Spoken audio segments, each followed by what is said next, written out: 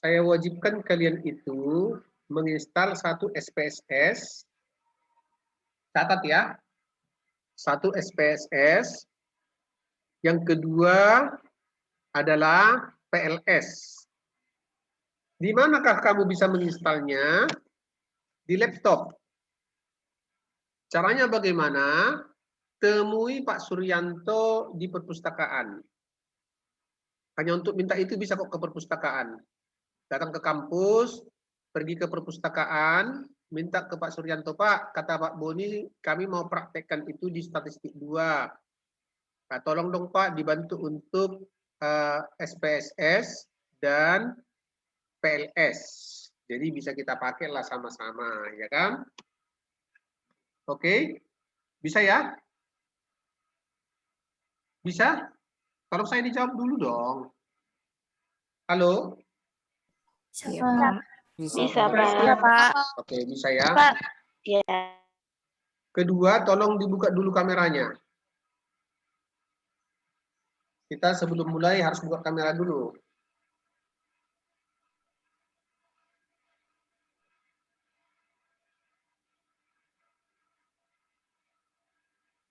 Satu, ini baru yang satu ya. Ada 3 sheet. 2. 3.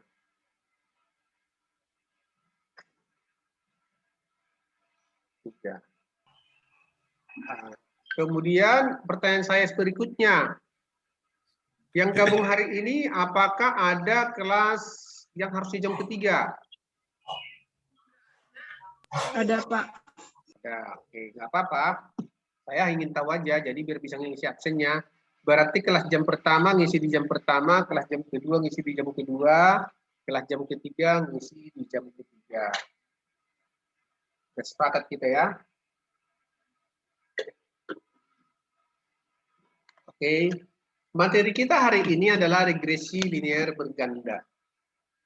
Tapi sebelum apa?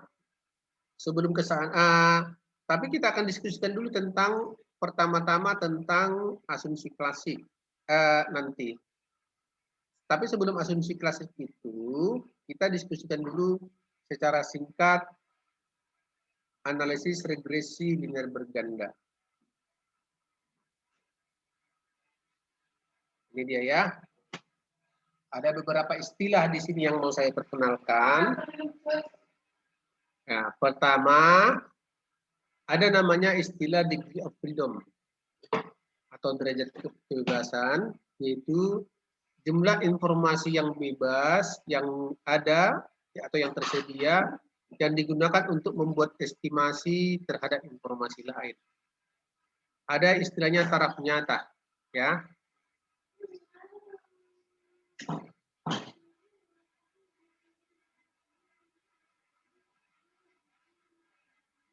Ya, ada istilahnya taraf nyata, yaitu peluang menolak H0 padahal H0 benar. Ada istilahnya matriks transpose, tapi ini nggak terlalu kita diskusikan di sini. Ini kok nggak jalan ya? Sebentar. Masih banyak yang mau join.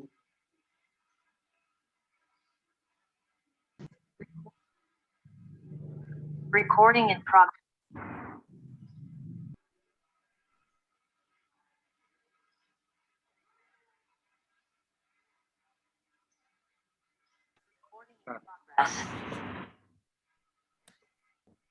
Oke. Kok hang ya? Sebentar ya.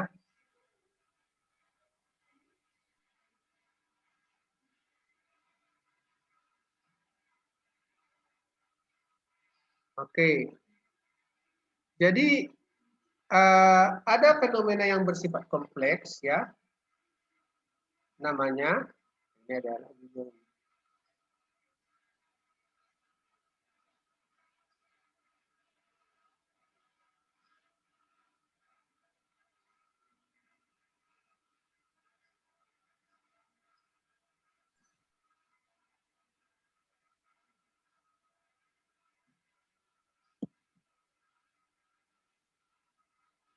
ya, sehingga tidak cukup dijelaskan oleh satu variabel bebas.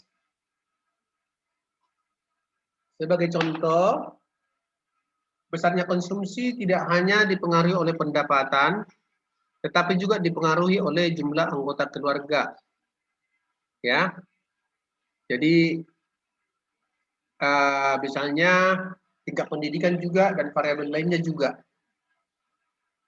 Ya, jadi semakin tinggi konsumsi, biasanya semakin tinggi pendapatan, biasanya semakin tinggi konsumsi. Semakin tinggi jumlah anggota keluarga, semakin tinggi juga konsumsi. Semakin tinggi pendidikan, semakin tinggi juga konsumsi. Ya, itu. Itulah namanya di sini regresi linear berganda. Jadi rumusnya itu ada dua, ada variabel dependen yaitu Y, ada variabel independen. Rumusnya ada dua. Yang pertama regresi linear sederhana. Apa yang dimaksud dengan regresi linear sederhana? Yaitu regresi yang memprediksi hubungan antara satu variabel bebas dengan satu variabel tidak bebas. Sekarang, apa yang dimaksud dengan regresi linear berganda? Ya, model yang memprediksi antara ya lebih dari satu variabel bebas dengan satu variabel tidak bebas. Ya, lebih dari satu variabel bebas dengan satu variabel tidak bebas. Jadi lebih dari satu variabel bebas itu bisa 2 variabel bebas, 3 variabel bebas, 4 variabel bebas, 5 variabel bebas, sampai banyak sekali variabel bebasnya. Tapi variabel tidak bebasnya itu tetap satu. Nah, ini dia bentuknya. Ya, jadi variabel tidak bebas sampaikah? Tergantung apa yang sedang kita bahas. Ya, itu kira-kira gambarannya di sini. Nah, ini regresi linear sederhana.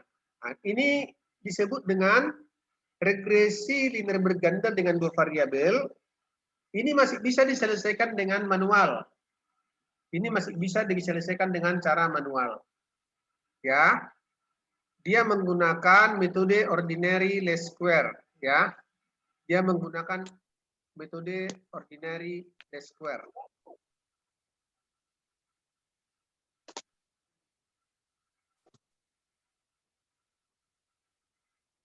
Nah, jadi di sini nilai A, B1 dan B2 dapat dipecah secara kesebutan jadi 3 bersamaan, yaitu sigma Y sama dengan NA kali tambah B1 sigma X1 tambah B2 sigma X2.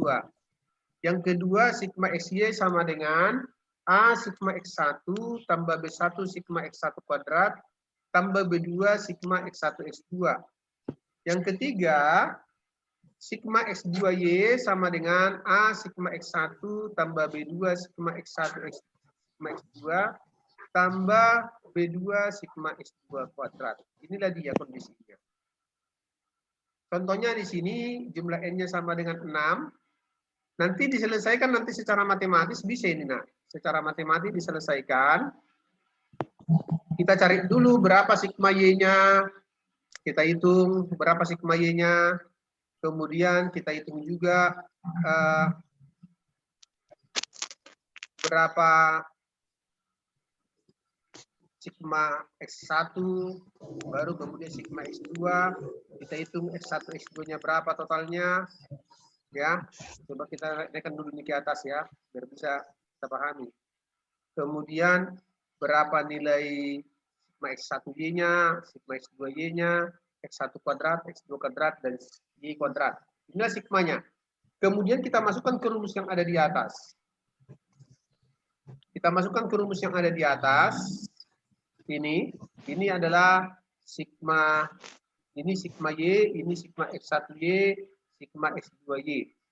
Kita masukkan dia ke rumus ini. Ya, kita masukkan dia sehingga nanti bisa kita hitung secara otodidak atau secara manual. 6A, N itu 6, ini sigma X1, ini sigma Y1, ini sigma Y. Kemudian ini adalah menunjukkan sigma Y, sigma X1, ini sigma X1, X2, ini sigma X1Y. Ini sigma X2, ini sigma Y2Y, X2Y, ini sigma X1 X2, ini sigma X2Y. Ya. Ini sigma X1 X2 X1 kuadrat, mohon maaf. Ini sigma X1 kuadrat. X2 kuadrat, ini sigma X2 kuadrat, ini sigma X1 kuadrat, ini sigma X1 X2, ini sigma X1 X2, ya. Ini adalah nilai sigma X2, ini nilai sigma X1, ini nilai N. 50 ini merupakan nilai sigma Y, 296 merupakan nilai sigma X1Y, 379 merupakan nilai sigma X2Y. Sesuai dengan formula yang telah ada di sebelumnya di sini. Ini. Ya, ini kita lihat di sini. Jadi kembali saya jelaskan, 6 itu adalah N, 31 itu adalah jumlah dari X atau sigma X, sigma X1, 40 sigma X2, 50 sigma Y. Kemudian 31 adalah sigma X1, 187 adalah sigma X1 kuadrat, 239 adalah sigma X1 X2, 296 adalah sigma X1Y. 40 adalah sigma X2, 239 sigma X1 X2, dan 306 adalah sigma X2 kuadrat, dan ini adalah sigma X2Y.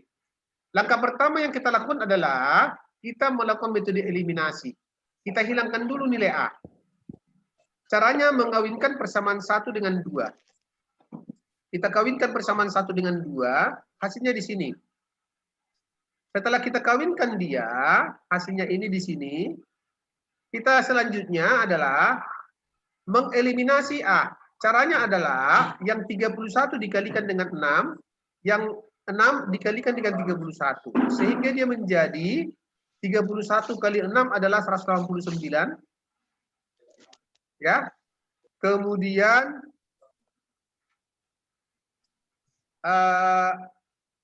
kemudian 187 kali 6 1122, 239 kali 6 adalah 1434, 296 kali 6 adalah 1776. Yang kedua juga persamaannya sama kayak persamaan 1. 6 kali 31 adalah 189A, 31 kali 31 adalah 961, 40 kali 31 adalah 1240, dan 50 kali 31 adalah 1550. Kemudian dia kita kurangkan. 189A dikurang 189A, dia habis 1211B1 dikurang 961B1 itu 161B1. Kemudian 1434B2 dikurang 1240B2 hasilnya 194B2. Kemudian 1776 ya dikurang 1550 hasilnya 226. Ini kita misalkan menjadi persamaan 4. Nah, sekarang kita kawinkan lagi antara 1 dengan 3. Ini kita lihat. Kita kawinkan tapi hilangkan konsisten, hilangkan nilai A. Berarti dia menjadi 40A tambah 239B1 tambah 306B2 sama dengan 379 kalikan semua ini dengan 6. Kemudian 6A tambah 31B1 tambah 40B2 sama dengan 50, kalikan semua dengan 40. Nah, setelah itu kita kalikan, hasilnya di sini. 40 kali 6, 240A. 239 kali 6 adalah 1434. 306 kali 6 adalah 1836. 379 kali 6 adalah 2274. Kemudian 6 kali 40 sama dengan 240. 31 kali 40 1240. 40 kali 40 1600. 50 kali 40 sama dengan 2000. Setelah itu kita kurangkan sehingga nilai A-nya ini habis. A habis, kemudian tersisa B1 dan B2, di mana 1434 B1 kurang 1240 B1 itu hasilnya 194 B1. Kemudian 1836B2 dikurang 1600 B2 sama dengan 236B2. Dan terakhir adalah 2274 dikurang 2000 sama dengan 274. Nah, ini kita misalkan persamaan 5. Berarti nilai A sudah tereliminasi. Sekarang kita eliminasi antara B1 dan B2.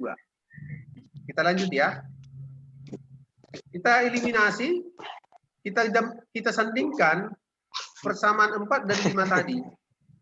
194B1 tambah 236B2 sama dengan 274. 161B1 tambah 194B2 sama dengan 226. Persamaan 5 kita kali dengan 161. Persamaan 4 kita kali dengan 194. Dia pasti memberikan hasil di sini. 31234B1 tambah 37996B2 sama dengan 44114. 31234B1 tambah 37636B2 hasilnya 43844. Setelah itu dikurangkan. Ini hilang, ini hilang.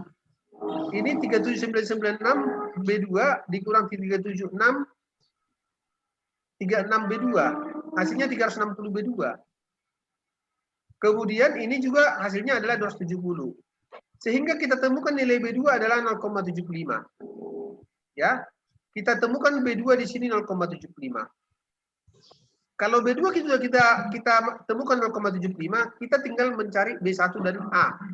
Kita masukkan ke dalam salah satu persamaan itu nilai B2 tadi. Misalnya persamaannya adalah 194B1 tambah 236B2 sama dengan 274. Kalau nggak salah ini tadi persamaan 5. Ya, kita masukkan. Atau ke persamaan 4 juga bisa. Anda masukkan itu, B2-nya itu 0,75. Hasilnya adalah 194B1 tambah 236 kali 0,75 itu sama dengan 274. 194B1 tambah 177 sama dengan 274. Atau 194B1 sama dengan 97. B1 sama dengan 0,5. Jadi dapat B1, dapat semua ini. Dapat B1, dapat B2. B1 0,5, B2 sama dengan 0,75. Kita masukkan dia ke persamaan 1. Ya. Berarti 6A tambah 31 kali 0,5 tambah 40 kali 0,75 hasilnya sama dengan 50. Atau 6A tambah 15,5 tambah 30 sama dengan 50. 6A sama dengan 4,5. A-nya dapat 0,5. Nah, dapat dia 0,75 sehingga modelnya begini. Y sama dengan A-nya 0,75 tambah B1 0,50 X1 tambah 0,75 X2. Bukan X itu ya, X2. Ya, jadinya dia seperti itu bentuk modelnya. Nah, makanya berdasarkan persamaan di atas dapat disimpulkan setiap peningkatan biaya promosi sebesar 1 satuan, jumlah penjualan akan meningkat sebesar 0,50. Itu untuk X1. Untuk aksesoris X2 adalah peningkatan penambahan aksesoris 1 satuan, maka penjualan akan berubah sebesar 0,5. Jadi itulah kalau kita menghitung atau membuat model regresi linear berganda 2 variabel secara manual. Ya, itu yang secara manual.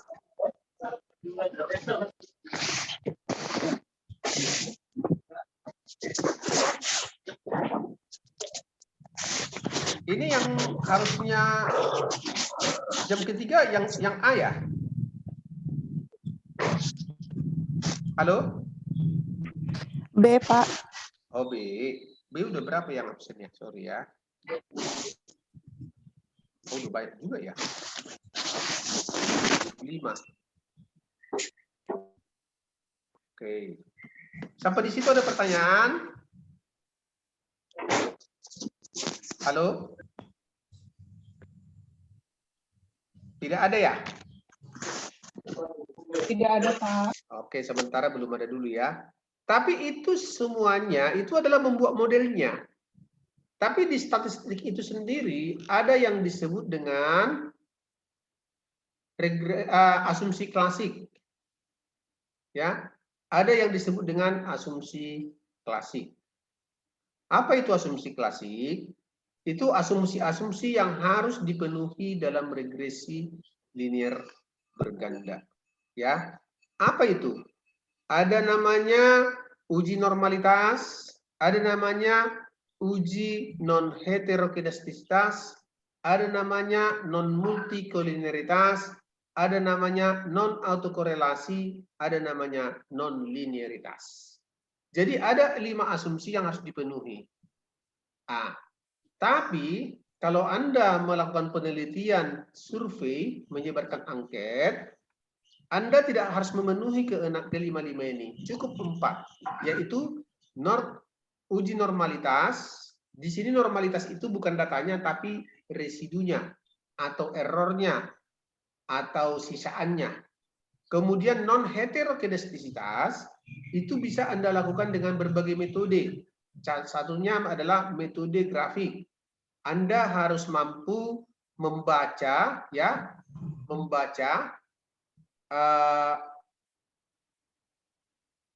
hasil scatter plot atau sebaran antara nilai prediksi dari Y dengan sisaannya.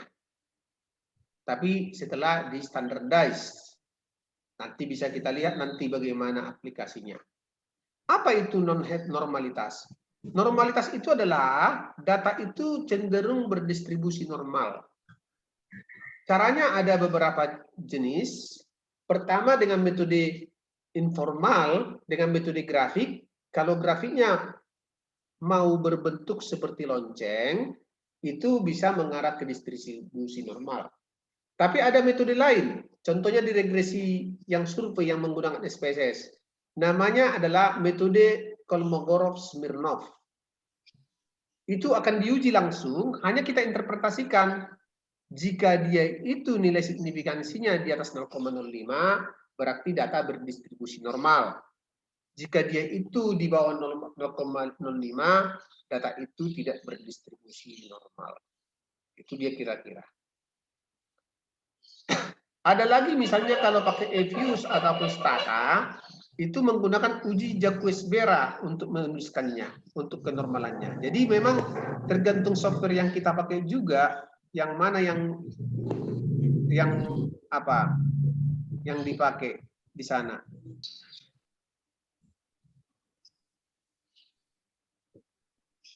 Nah, sebentar ya.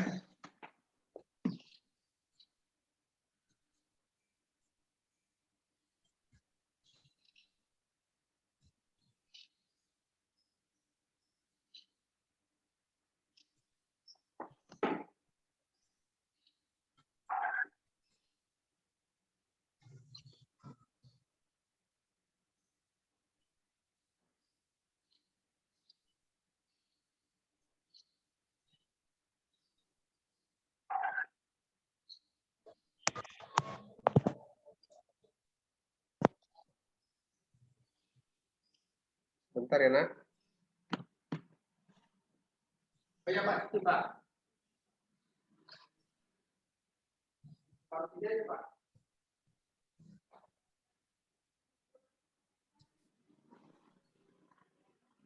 Ini ya, Pak. Ini apa tadi? Berapa?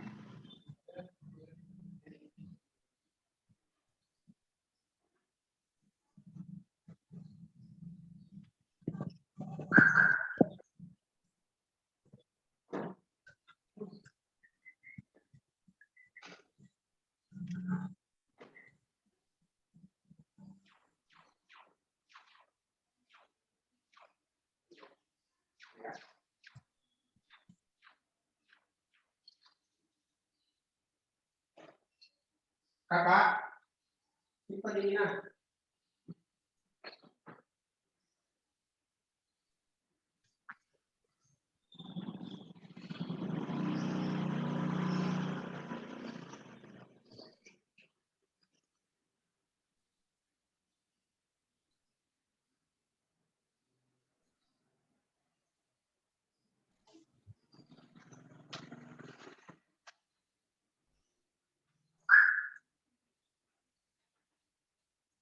Oke, kita lanjut ya. Oke. Udah 73 orang yang gabung. Berarti hampir semua anak jam kedua itu jam ketiga mau join di sini. Ya sih udah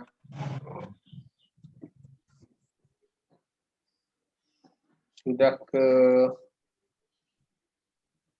29 ya, nggak apa-apa. Jadi ini nanti yang harus kita uji.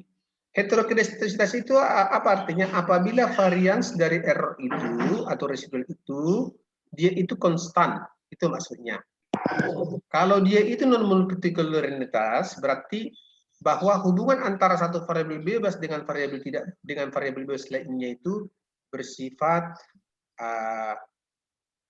apa namanya itu kecil, tapi nanti bisa kita lihat definisinya ya yang lebih lengkap.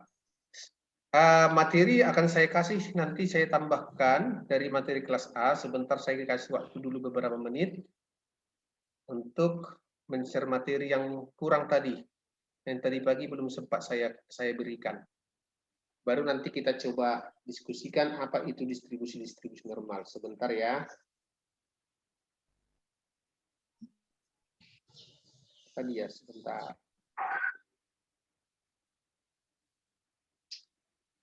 Mohon maaf ya. Tadi udah saya share lagi nih. Untuk khusus materinya adalah uji asumsi klasik. Oke, saya berikan sekarang ke kelas B dan C. Oke, saya sudah kirim. Ke malam juga mau tidak mau ya.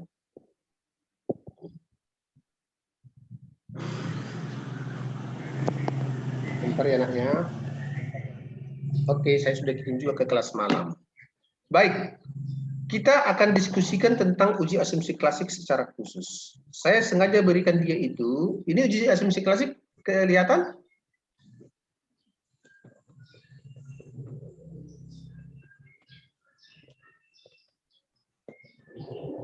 Kelihatankah? Kelihatan, Asumsi Pak. klasik pada regresi linear berganda. Kita ke teori-teori dulu, kalau sempat nanti langsung kita aplikasikan beberapa cara, baru kemudian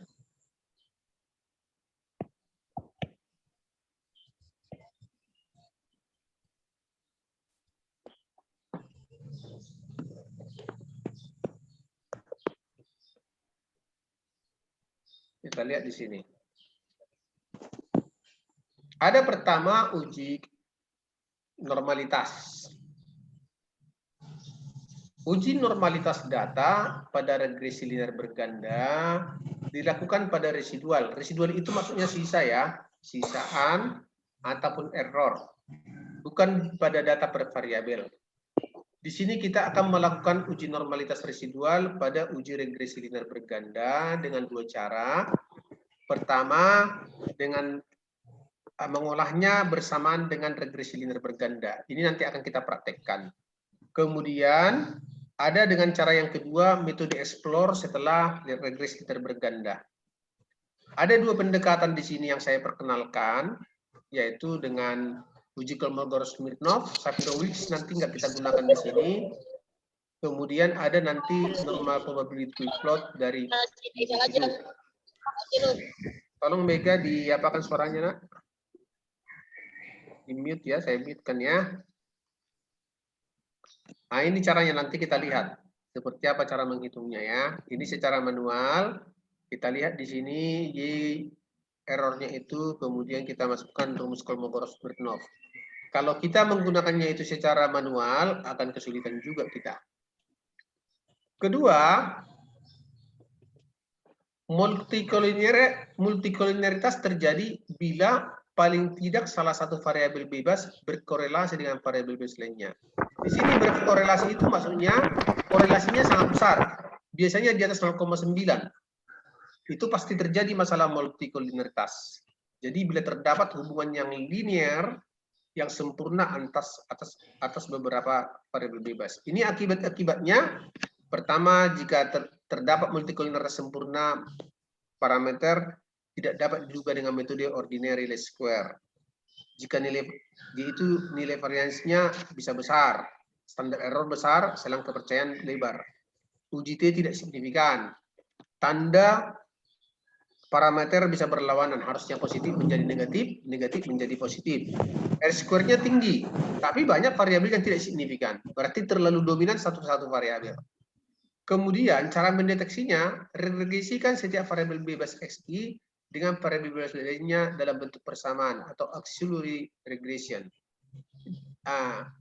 Jika uji F menunjukkan hasil yang signifikan, berarti terdapat kolineritas. Ini banyak ini, pasti banyak, tapi ada cara lain. Pertama, cek korelasi antara variabel bebas. Jika korelasi di atas 0,90 atau 90%, berarti ada gangguan. Tapi yang lebih enak itu, langsung kita sambil kita mendeteksi regresinya, membuat modelnya, kita menghitung variance inflation faktornya. Jadi faktor inflasi dari variance. Jika dia itu di atas 10, berarti ada masalah multikolinitas. Tapi jika dia itu di bawah 10, aman. Atau dari toleransinya. Jika toleransi lebih dari 0,1, ada bebas multikolinitas. Jika di bawah 0,1, berarti ada masalah. Ini rumus fifth-nya, yaitu 1/1 kurang RIJ kuadrat.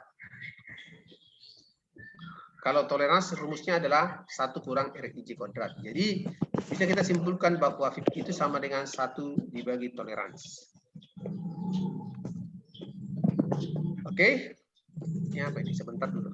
Kayaknya ada rekaman tadi pagi nih. Ya betul, sebentar ya. Oke. Ya, kita kerjanya.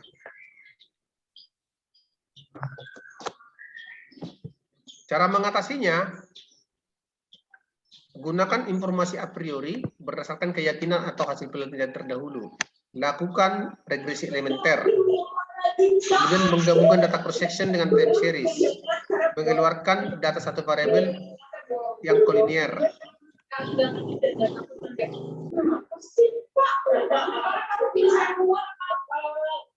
Kemudian mengeluarkan salah satu variabel yang kolinier, transformasikan variabel dari data tambahan atau data baru. Kedua, ini tolong dimatikan tuh. Siapa itu nak? Oh, Tasya. Belinda. Kemudian, yang ketiga adalah heterokedastisitas. Heterokedastisitas terjadi bila variasi UI tidak konstan, tapi berubah-ubah pada setiap pengamatan.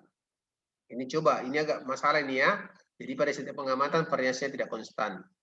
Cara mengatasinya adalah dengan membuat scatter plot antara ya, ini tidak konstan, misalnya model pertama konsumsi sama dengan pendapatan. Alfa 0 tambah alfa 1 pendapatan. Kemudian model jumlah kesalahan kritik sama dengan B0 tambah B1 kali pengalaman misalnya ya. Ini misalnya terjadi. Ini menunjukkan, yang pertama menunjukkan bahwa dia semakin besar variasinya. Ini menunjukkan semakin kecil. Harusnya dia itu konsisten. Nah, caranya adalah dengan metode grafik. Kedua dengan metode uji par, ada korelasi eksperimen, ada metode Gleiser, dan banyak lagi metode Goldfan, uji White juga bisa. Jadi banyak beberapa di sini bisa menjadi model-model yang kita gunakan untuk melihat itu. Tapi di STEN umumnya menggunakan metode grafik. Sekarang pelan-pelan lagi kita gunakan untuk metode yang disebut dengan uji Gleiser. Caranya nanti bisa kita lihat, Anda bisa dalami juga ini secara otodidak ya, manual. Jadi uji Gleiser seperti nanti regresi antara nilai absolut residual dengan variabel-variabelnya. Nanti kita lihat caranya. Kemudian ada autokorelasi, gangguan fungsi regresi berupa korelasi di antara faktor gangguan. Jadi di antara error itu ada korelasi. Nah, dia terjadi pada data time series. Nah, kalau kita itu bukan menggunakan data time series, kita nggak perlu pusing dengan itu. Kita nggak perlu wajib menggunakan ini, nggak wajib ini. Ini hanya digunakan oleh anak-anak yang mengambil data panel, data time series. Kalau di kita nanti ada namanya data survei, itu tidak perlu uji autokorelasi. Itu nggak wajib gitu loh. Yang terakhir, itu disebut dengan uji akibat-akibatnya bisa dibaca ya. Metodenya dengan Durbin Watson, ada dengan metode grafik. Kalau grafik itu apabila kecenderungannya itu berbentuk pola-pola tertentu antara ya waktu dengan residual. Sementara cross sectional itu nggak punya waktu, jadi nggak perlu pakai itu. Ya, karena cross sectional itu waktunya hanya 1. Kemudian metode Durbin Watson, ini rumusnya, ini kriteria-kriterianya di sini. Nanti bisa kita lihat juga bagaimana cara menentukannya, di mana N itu adalah jumlah sampel, K itu adalah jumlah variabel bebasnya. Bisa juga dengan rantes. Ya, bisa dengan rantes, statistik non parametrik, untuk menguji apakah antar residual terdapat korelasi yang tinggi antar variabel. Ya, itu kira-kira. Kemudian ada namanya, ini mencari nilai Durbin Watson ini, antar variabel ya. Ini kita cari, kemudian EI kurang 1 itu berarti kan di sini itu bukan EI kurang 1 ini, maaf sebentar. EI dikurang EI min 1. Gitu.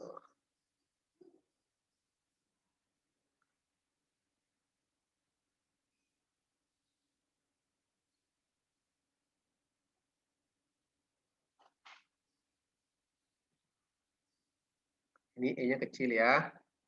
Contohnya di sini misalnya ya, min 1,25 dikurang 0,881. 0,881 dikurang minus 0,86. Minus 0,86 dikurang 1,012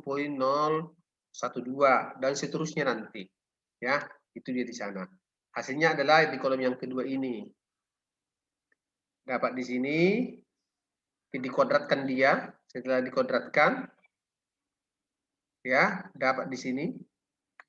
Ini saja nanti kita lihat nilainya. 33 di sini, 9,775, ini 33, berarti 33 dibagi dengan 9,775. Hasilnya 3,386. Kita lihat nanti apakah terdapat autokorelasi. Pertanyaannya, kalau terdapat autokorelasi, diapain? Itu yang harus dipikirkan. Kalau kita menggunakan data cross-sectional, nggak masalah, itu diabaikan. Jadi lanjut aja terus penelitiannya. Tapi kalau kita itu menggunakan data yang lain, data time series ataupun data panel, itu harus kita uji. Ya, harus kita perbaiki datanya. Caranya ditransformasikan. Kemudian terakhir adalah linearitas, bentuk hubungan antara variabel X dan Y terikat adalah linear. Memang ini hubungannya linearitas seperti ini, tapi sebenarnya ini juga nggak wajib-wajib amat. Karena apa? Karena linearitas itu, namanya regresi linear berganda, harusnya sudah linear gitu loh. Tapi tetap diuji, nggak apa-apa. Kita coba uji nanti. Ya, itulah asumsi-asumsi klasik yang disyaratkan dalam regresi linear berganda. Sampai di situ ada pertanyaan? Chelsea? Enggak, Pak. Oke, sebentar ya.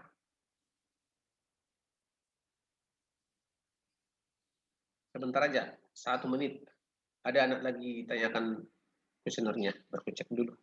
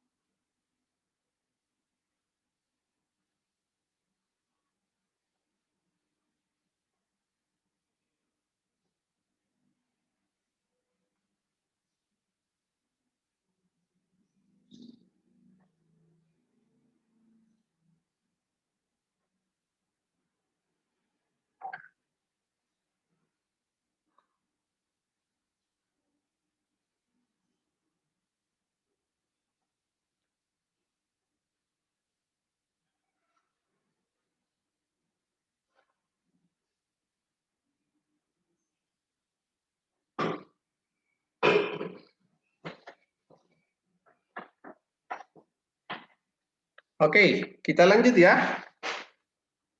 Saya akan coba buat sebuah case, mengapakannya namanya itu ya. Saya akan coba sebentar dulu. Saya siapkan dulu tempatnya. I want to prepare the place to our lesson today.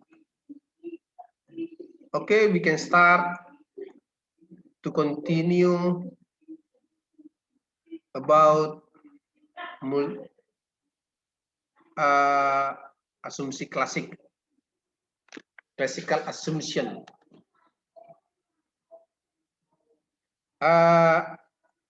Bisa Anda dengar saya? Can you hear me? Ya, Pak. Oke. Bisa, Pak. Dapat didengar. Saya bahasa Inggris gado-gado ya. Nggak masalah. Mudah-mudahan Anda paham. Jadi penelitiannya ini, judulnya ini adalah budaya organisasi, pengaruh gaya kepemimpinan transformasional, budaya organisasi, kompensasi, dan kepuasan kerja. Jadi dia ini meneliti, gayanya begini dia bikin. Saya coba apakan dulu ya. Terus saya hilangkan dulu lah ini. Nih. 1, ya. 2, 3, 4, ya. Kemudian dia buat dia menjadi seperti ini. 1,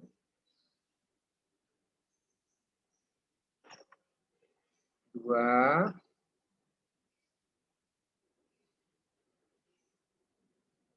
3.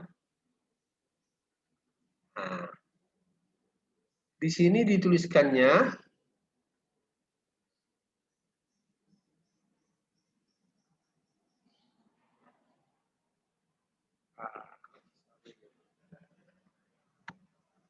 ini harusnya tadi jangan langsung di sini ya. Ini aja harusnya ya. Sorry ya. Ini.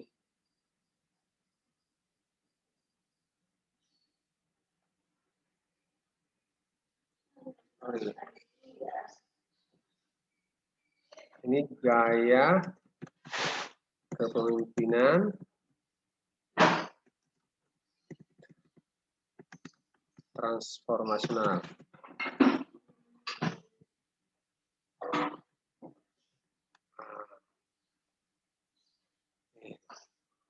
Saya bikin di sini paragrafnya satu aja dah.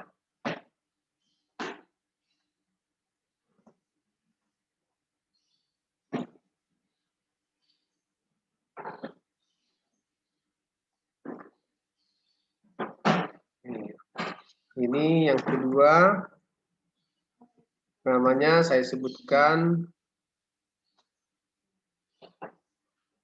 budaya organisasi.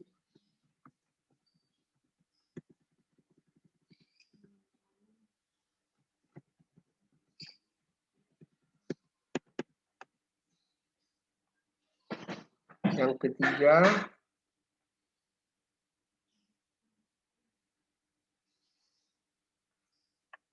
ini kok begini ya, tapi nggak apa-apa lah.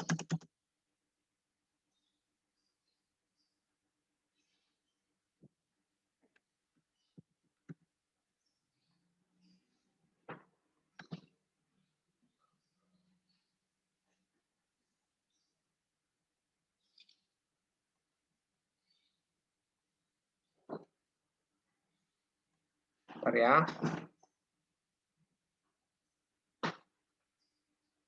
Pilih kosong. Kosong. Ini juga di sini. Novel.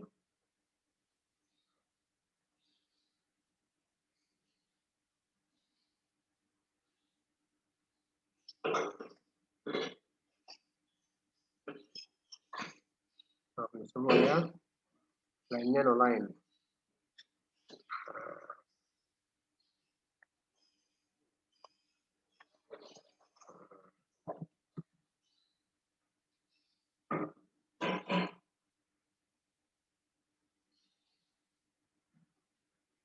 Ini terakhir di sini namanya kompensasi. Ini terakhir di sini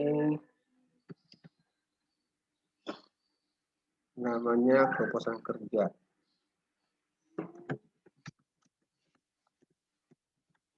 Inilah sebenarnya dasar modul penelitiannya ini.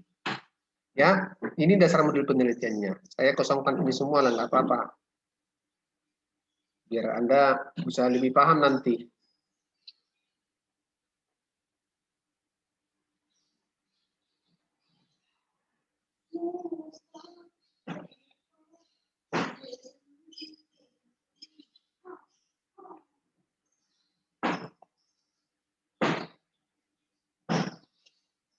Oke, sampai di sini ada pertanyaan? Halo? Halo? Nggak ada, Pak. Oke, tidak ada. Sekarang kita akan mencoba ngeran. Nah, makanya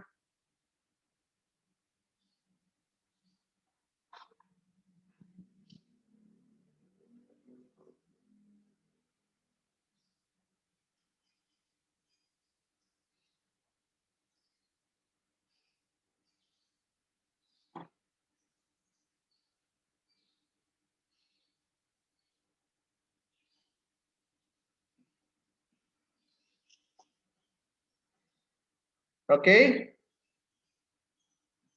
Kita lihat di sini. Kita analisa, kita regresikan. Nah, inilah dia regresinya. Ya, caranya bagaimana? Saya masukkan ini, saya coba riset ya. Saya buat kompensasi di sini, dependennya itu di sini. Kemudian ada statistik. Saya ingin mendeteksi Durbin Watson-nya bisa di sini. Bisa misalnya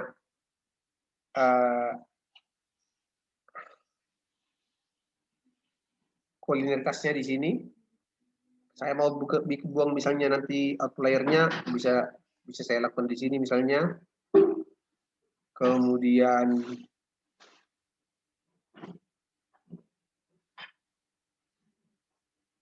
tapi ini nggak usah dulu. Yang utama-utama aja. Ini untuk heterokedastisitas yaitu Z prediksi menjadi Y, S residu menjadi Z prediksi menjadi X, S residu menjadi Y, kita tambahkan dengan histogramnya dan normal probability plot. Kemudian di sini kita bikin residual standardized supaya kita bisa mencari berapa nilai dari Kolmogorov-Smirnov-nya, kemudian nanti run-testnya juga untuk autokorelasi kalau kita butuhkan. Setelah itu kita run. Oke, hasilnya seperti di sini. Tapi saya belum untuk pertemuan hari ini dan minggu depan, kita akan fokus dulu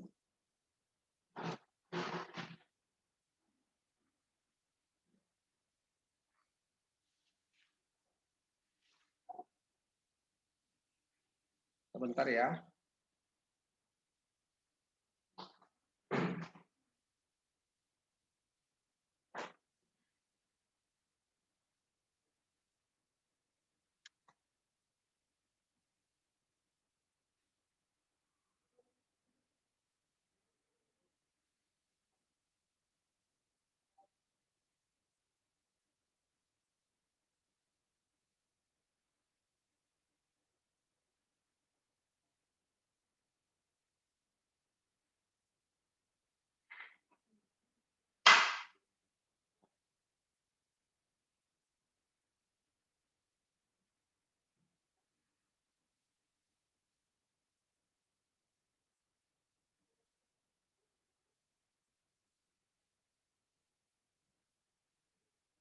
Sebentar ya.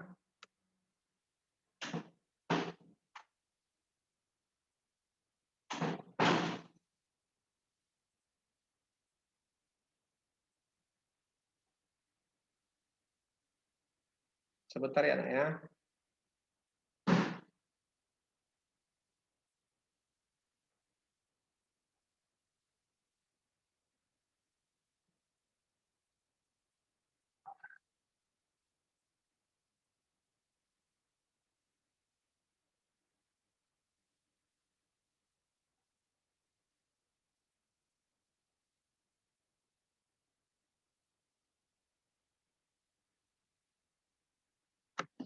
Nah, inilah dia keluaran-keluarannya.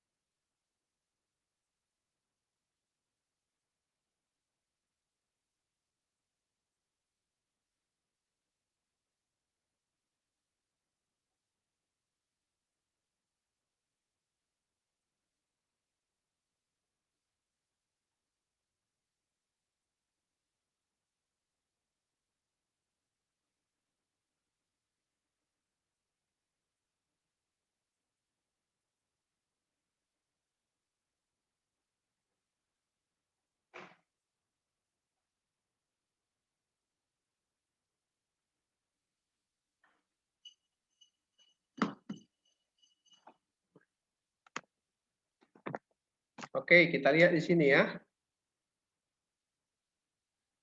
Jadi yang mau kita ambil yang mana? Tapi ini kan belum selesai nih. Sekarang kita mau melihat datanya itu kembali. Inilah datanya. Ya, ini datanya. Setelah ini datanya, ini kita hitung apa? Kenormalannya saja dulu. Ini menghitung kenormalan, standardized di sini. Makanya minggu depan kita harus praktek langsung. Kemudian ini dia kenormalan.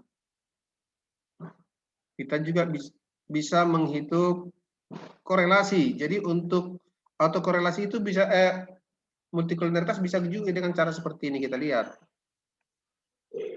Ini autokorelasi, semua gangguan tidak ada bermakna karena apa? Semua dia di bawah 0,9. Udah kelihatan di sini. Kemudian sekarang kita mencari rantes. Ini untuk sekedar tahu apakah dia itu ada gangguan autokorelasi. Kelihatannya enggak. Kemudian yang terakhir itu menguji linearitasnya. Jadi kita masukkan di sini semuanya variabelnya itu 33 di variabel bebas. Kepuasan kerja di variabel tidak bebas. Kita buat di sini. Ya, saya coba hilangkan opsinya tes of linearity aja langsung. Nah, ini dia. Jadi semua output yang kita butuhkan sudah keluar. Sekarang kita akan menghitung. Kita buat di sini. Di gambar ini ya. Kita tahu gambar itu uji asumsi klasik. Itu dulu. Pertama, uji kenormalan data residual. Yang mana kita pakai? Kita pakai yang ada di sini adalah yang ada Kolmogorov-Smirnov-nya.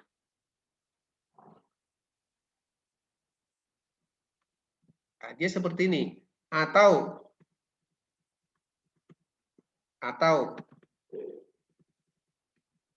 dengan metode grafik. Nah, metode grafiknya seperti apa? Kita lihat di sini. Tadi ada sepertinya saya lihat. Oh, di atas kayaknya, di atas. Kita gunakan yang ini. Ini. Kedua, uji multikolinearitas. Caranya dengan metode variance inflation faktor. If. Kita lihat di sini, Pak. Kita lihat di sini. If-nya di mana? Kita lihat di sini. Ada nggak yang ada VIF? Ini ada VIF. Kita tinggal copy aja dulu. Inilah VIF-nya yang dimaksud. Ini supaya kelihatan VIF-nya, ini kita putar-putar aja supaya bisa kita kecil, ya kan? Nih. Sehingga VIF-nya ketemu di sini. Ini VIF. Kalau yang untuk normalitas ini kita lihat nanti.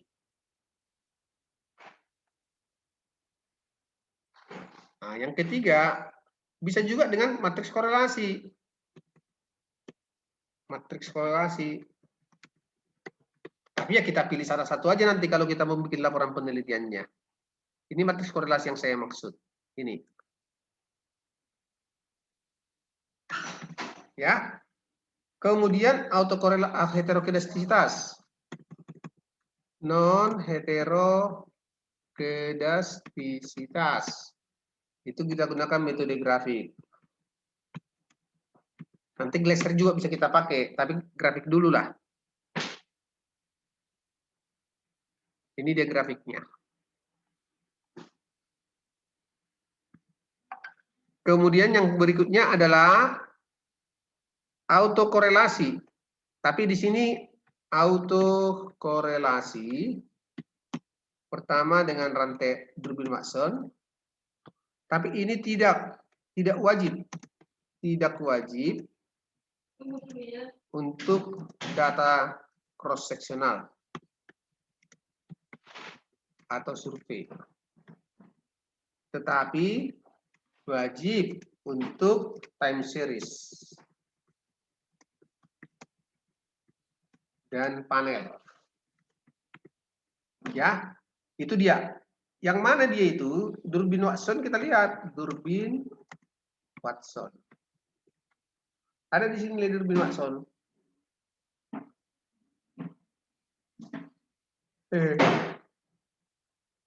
Ini ya. Atau dengan rantes.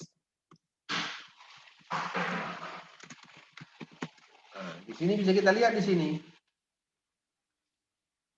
Rantes, yang mana itu rantes? Ini kita lihat. Nah, terakhir adalah uji linearitas.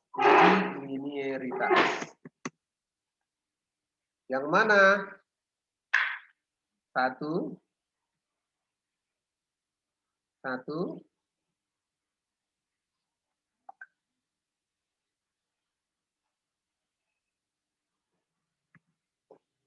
Yang kedua.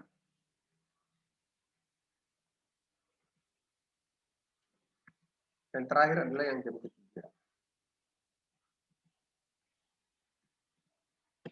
Oke, itulah dia.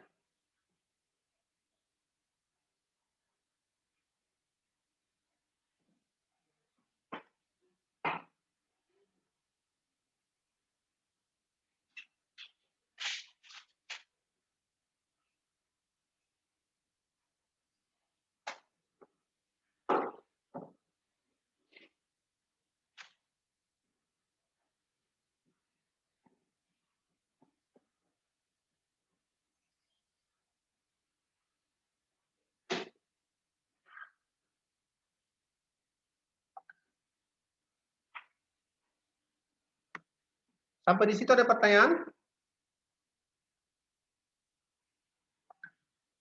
Halo? Tidak ada, Pak. Masih bisa diterima ya?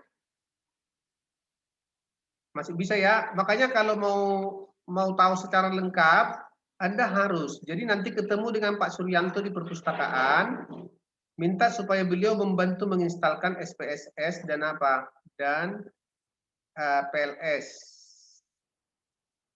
Jadi semua nanti anak-anak bisa. Oh, kalian itu pintar-pintar kok. Jadi mampu otaknya. Makanya aku berani ngasih.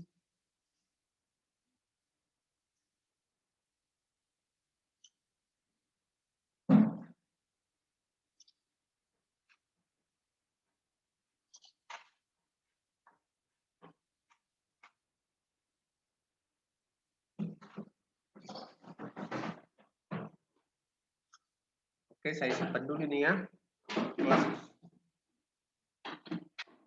Asumsi klasik kelas C.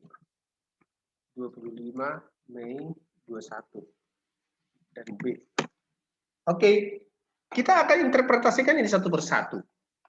Kita lihat, kita mulai dulu dengan uji kenormalan.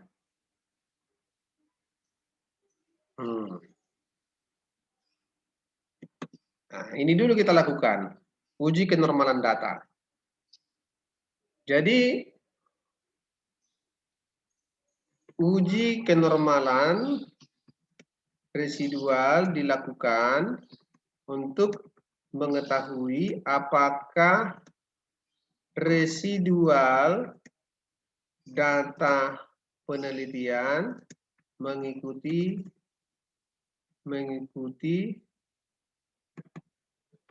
sebaran kurva normal, yaitu kurva yang berbentuk lonceng simetris. Nah, pengujian dilakukan dengan menggunakan metode uji Kolmogorov-Smirnov satu sampel.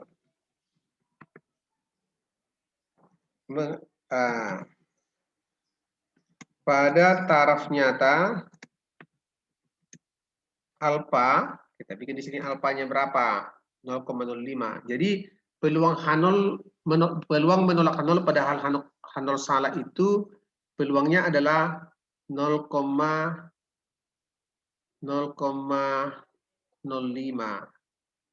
Di sini dikatakan, berarti sama dengan 0,05.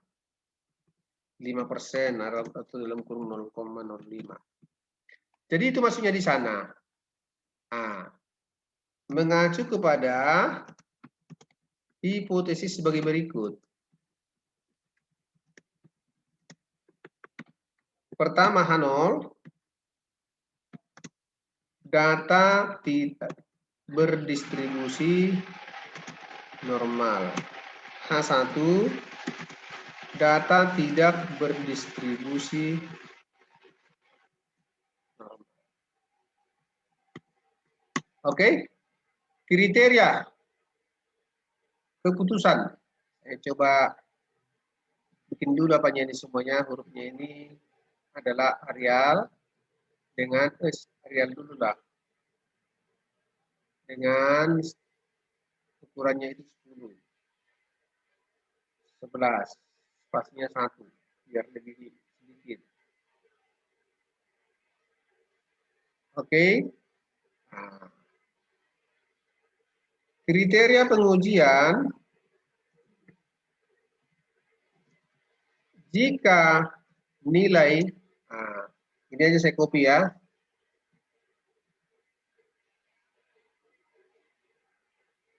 Ini lebih kecil 0,05, maka tolak H0, terima H1. Berarti data tidak berdistribusi normal. Sebaliknya, jika lebih besar dari 0,05, maka terima H0, tolak H1. Berarti data berdistribusi normal. Itu maksudnya di sini ya. Nah, dari tabel di atas ditemukan nilai ini sama dengan 0,200. Lebih besar daripada 0,05. Karena itu, maka data berdistribusi bahwa residual mengikuti sebaran kurva normal. Hal ini diperkuat oleh bentuk gambar histogram di bawah ini, ya kan? Yaitu ini, di mana ditemukan di sini ada kecenderungan gambar mengarah ke bentuk kurva normal. Ataupun disebut dengan ya bentuk lonceng. Simetris. Sehingga kesimpulannya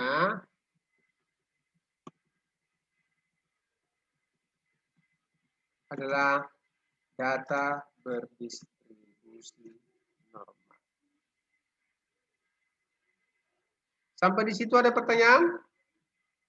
Saya simpan dulu ini ya.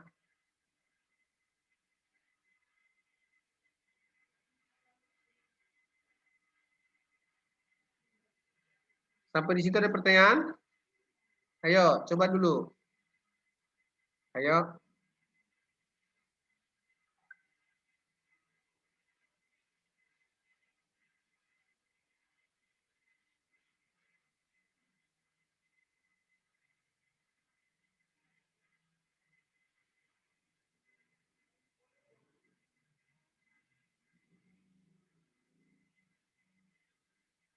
Oke. Tidak ada pertanyaan?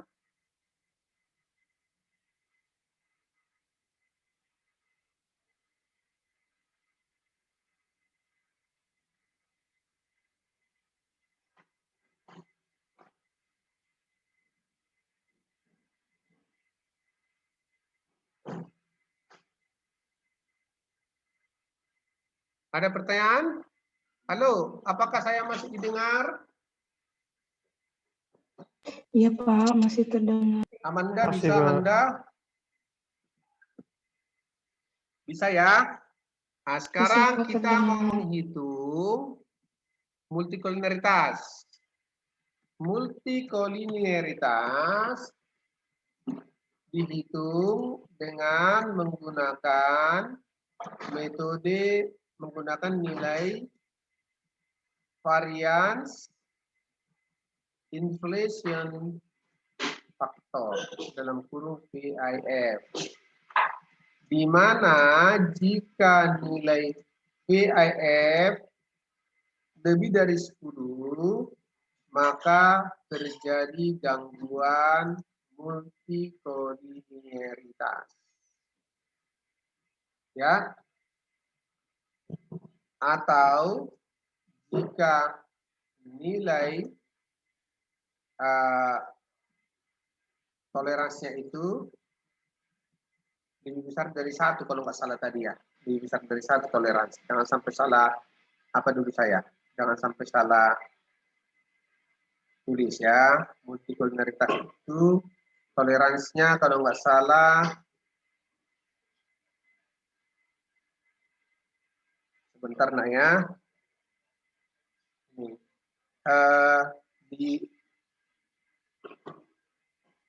Lebih dari di bawah 0,1. Lebih kecil dari 0,1. Nah, dari tabel di atas ditemukan, bukan ditemukannya diperoleh, bukan diperoleh nilai gaya nilai VIF, gaya kepemimpinan transformasional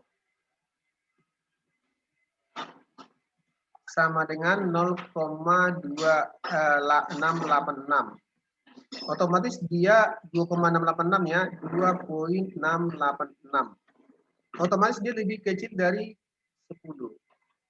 Sehingga gaya kepemimpinan bebas multikolinearitas. Hal yang sama terjadi untuk budaya organisasi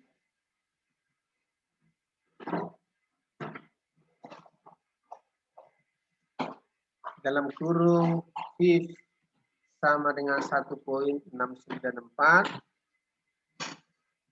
dan kompensasi. VIF sama dengan 1,9.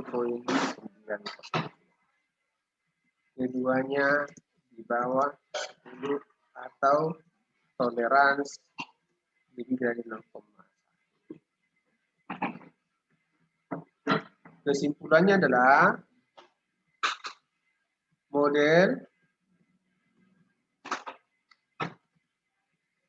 tidak mengalami gangguan multikolinialitas. Satu cara. Kedua, multikolinialitas juga dapat diketahui dari nilai koefisien korelasi antar variabel bebas. Jika koefisien korelasi lebih besar daripada 0,9, terjadi gangguan multikolinialitas.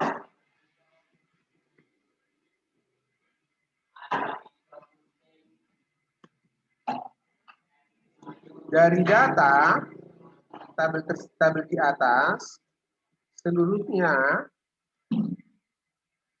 kurang dari 0,9, sehingga kesimpulannya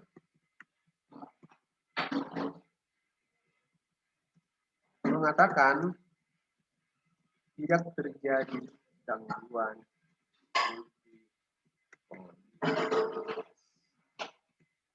Sampai di situ ada pertanyaan?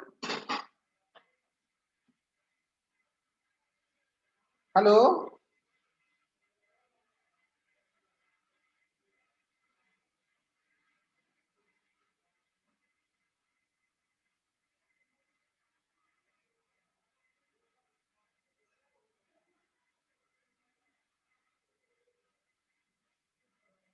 Oke, sekarang dengan heterogenestisitas, dengan metode grafik dulu kita lakukan.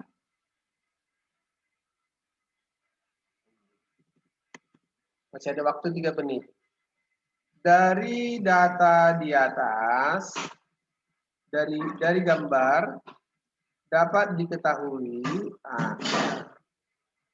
uji non heterogenestisitas dilakukan ya dengan melihat grafik diagram pencar dalam sebaran antara nilai prediksi yang dibagikan dengan nilai residualnya.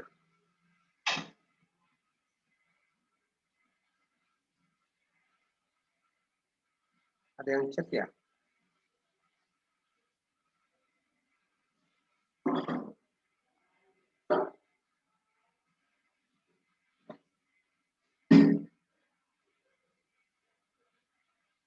Siapa yang chat ini?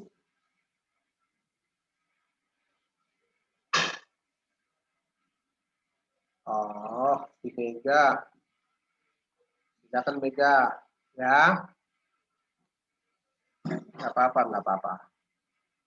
Dengan nilai residualnya, ya.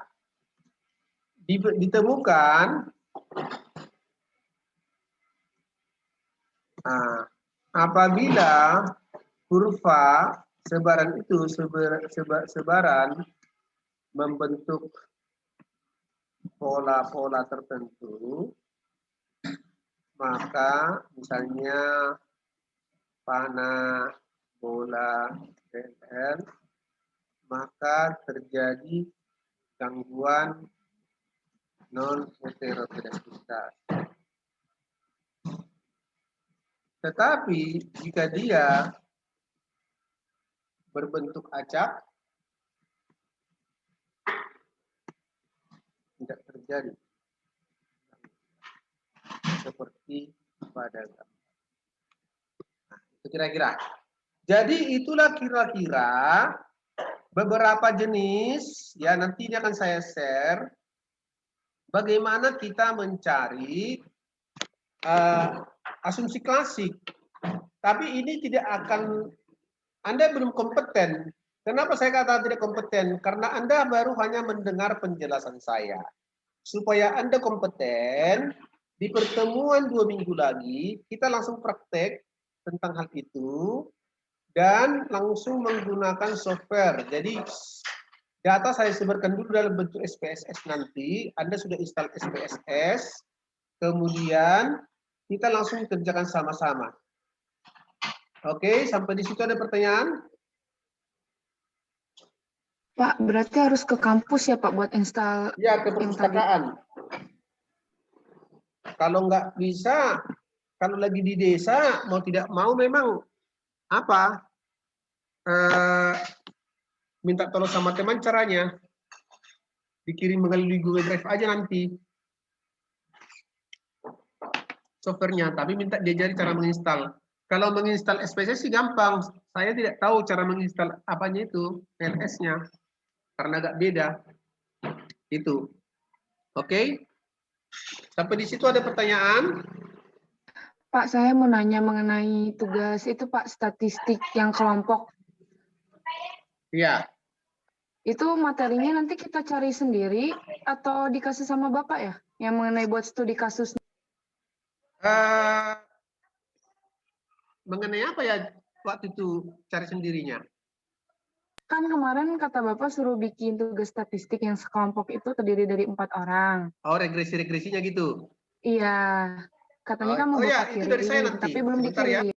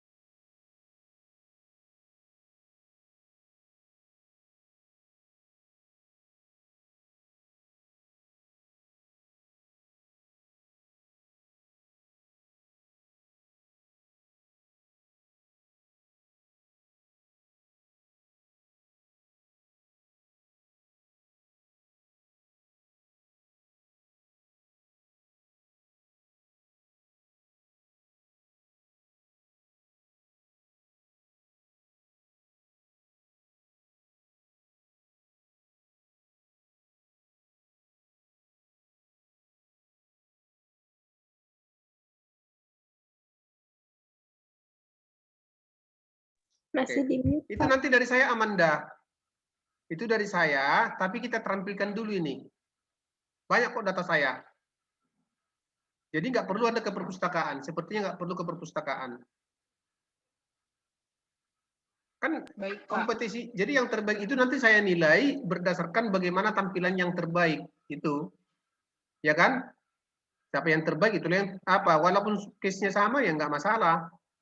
Jadi per kelas itu saya kasih misalnya 10 data untuk regresi. Siapa yang bisa pakai PLS silakan. Nanti nggak masalah itu. Saya siapkan aja nanti beberapa data. Kerangkanya juga saya siapkan. Ini kerangkanya seperti ini kerangkanya seperti ini kerangkanya seperti ini. Jadi enakan begitu. Bagus juga itu masukanmu. Dari saya datanya nanti ya. Baik, Di Pak. sini udah banyak kok data. Oke? Masih ada pertanyaan? Sudah cukup, terima kasih ya Pak. Oke.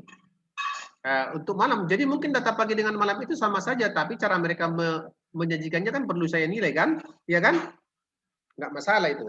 Yang penting videonya kok paling utama. Jadi step by step-nya juga nanti dibikin aja. Ini lo lakukan dulu, artinya begini, ini artinya begini. Kayak hari ini kita distribusi normal di pertemuan ke-10.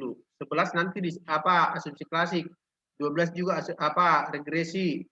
13 kita masih regresi, 14 nanti PLS, 15 nanti kita kembangkan lagi nanti apa yang bisa kita kembangkan. Yang penting Anda sudah bisa makin pintar lah.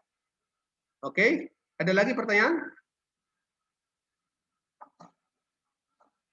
Cukup Pak, terima kasih. Oke, baik.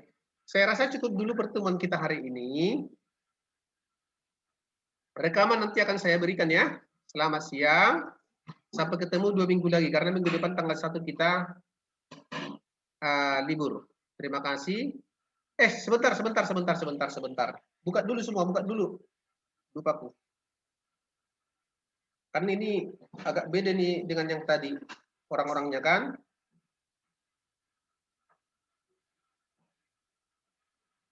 Ini kan pasca ya. 1.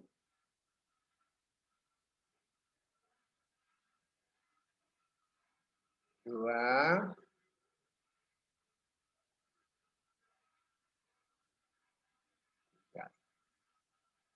Kan siapa juga bisa kali bantu si Heni. Heni kan yang di perpustakaan kan mahasiswa kita. Minta tolong Heni aja. Supaya belajar untuk instalnya Anaba dan sebagainya ya. Oke, baik. Selamat siang, sampai ketemu 2 minggu lagi.